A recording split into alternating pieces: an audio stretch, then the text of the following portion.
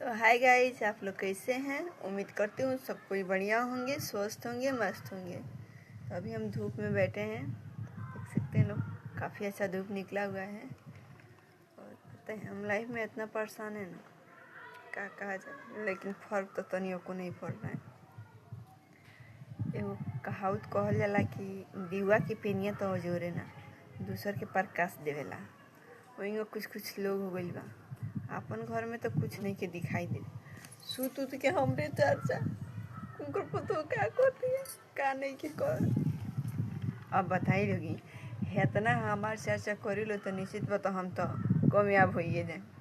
तो देखा लगी अगर हम कामयाब हो गई तो घाटा में पड़ लगी तू लोग। यही से कहतनी हमार बात ना बतियाई लगी, हम का करते उसे बोलो कि का लेने दिन बा, अपना घर में रह लगी, सुख शांति से खाई लगी, पी लगी, मस्त कर लगी, जेंग मन कर ली।